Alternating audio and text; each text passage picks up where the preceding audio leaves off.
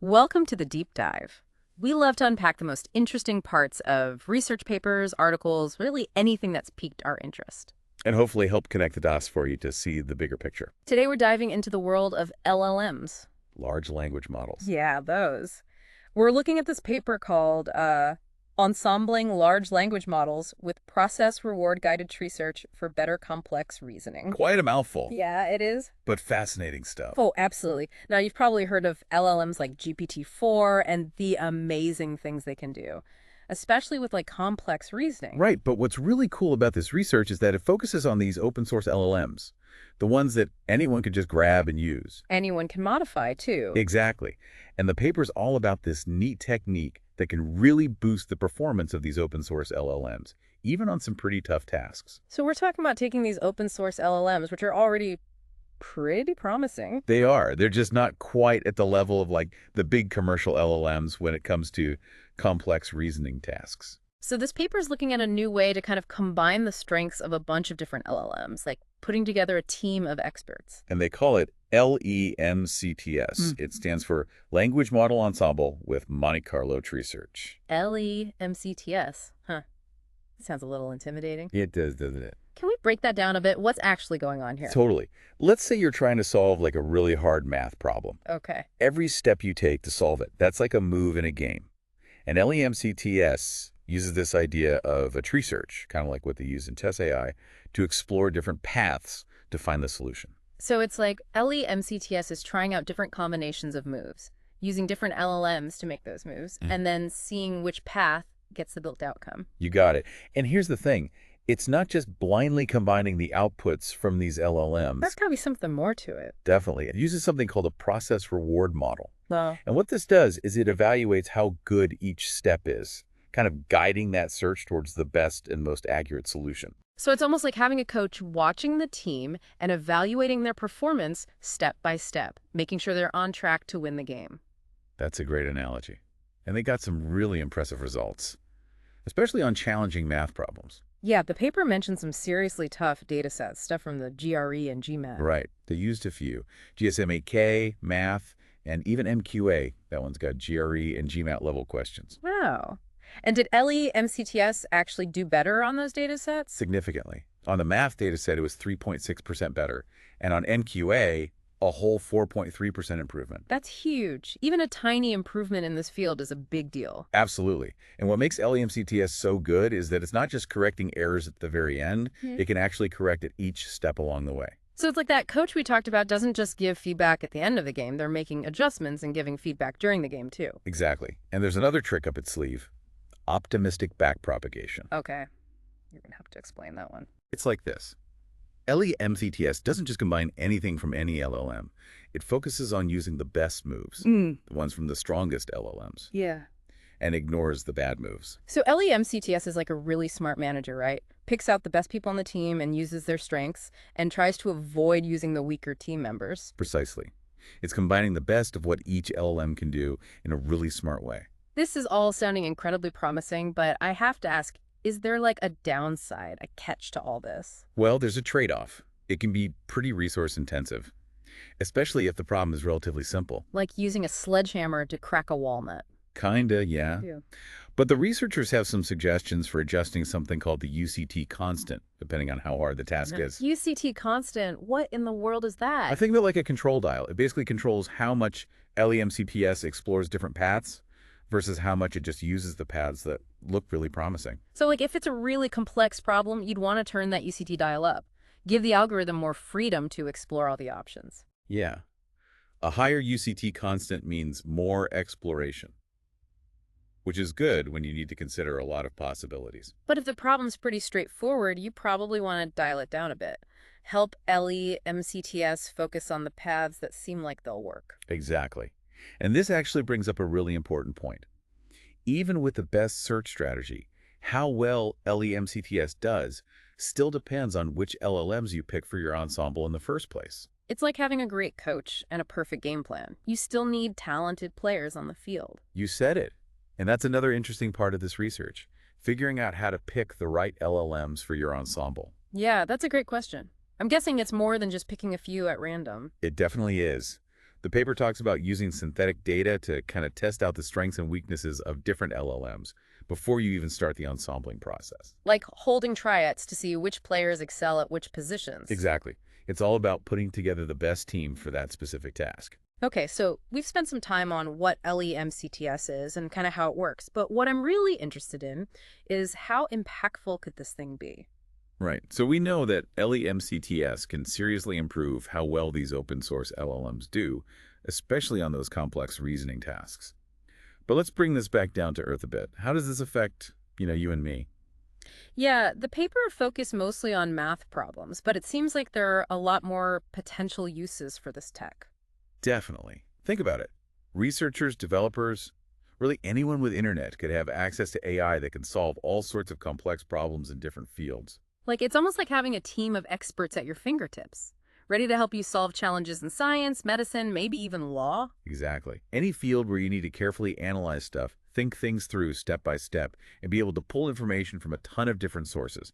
That's where this technology could really shine. So, like, imagine you're a doctor and you're trying to figure out what's wrong with a patient who has this really rare disease. Okay. Yeah. You could use LEMCTS to combine what a bunch of different medical LLMs say, right?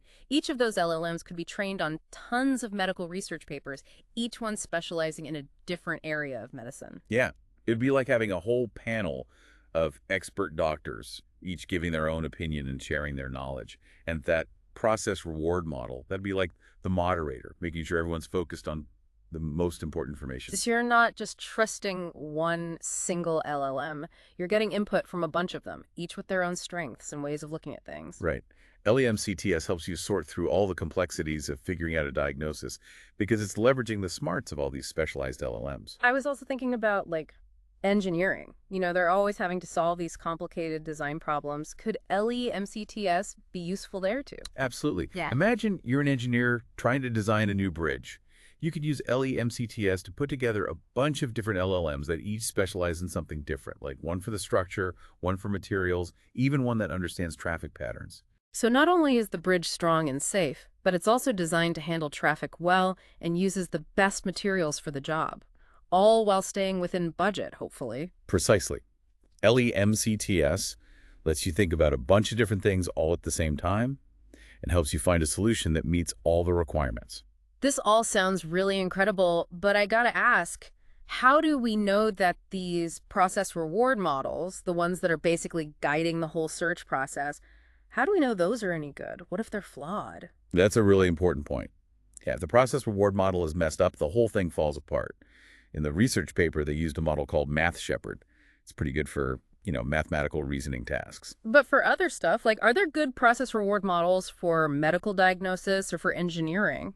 Figuring out how to make good process reward models for all sorts of different fields, that's still something researchers are working on. It's tricky. You got to build these reward functions that really capture what's important to each field and match up with what human experts would do.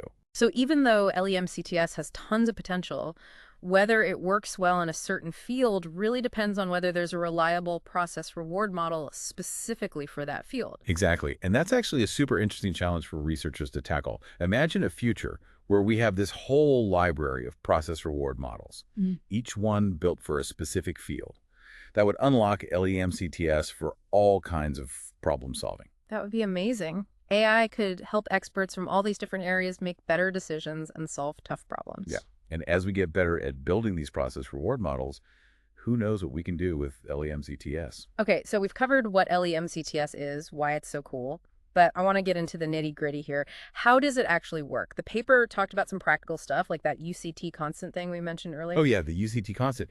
That basically controls how much LEMCTS explores all the different paths versus how much it just goes with the paths that look really promising. It's kind of like setting how much risk the algorithm is willing to take, right? Yeah, that's a good way to think about it. So if the UCT constant is high, that means more exploration, which is good for those super complex problems where you got to consider all the options. But we already talked about how too much exploration can be a resource hog, so finding that sweet spot is super important. Totally. For more straightforward problems, a lower UCT constant is probably better. That way, LEMCTS can focus on the paths that are more likely to get to the right answer. So it's like LEMCTS can change how it approaches a problem based on how hard the problem is. More exploring for the tough stuff, more focused for the easier stuff. Exactly. Being able to adapt like that is one of the things that makes LEMCTS so cool. It can be effective for all sorts of problems. So even if you have that UCT setting just right, how well LEMCTS does still depends on which LLMs you picked for the ensemble. Right.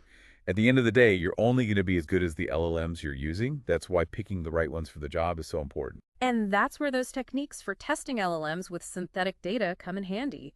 They help you figure out which LLMs are the best fit for the problem you're trying to solve. Exactly. You're basically putting together a team of experts, each with their own special skills, to take on a big challenge.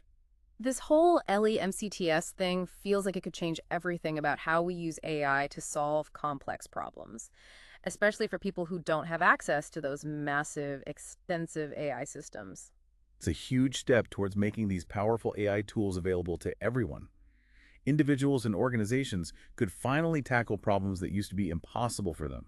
I'm really excited to see where this research goes next. As researchers learn more about LEMCTS, who knows what new applications they'll come up with.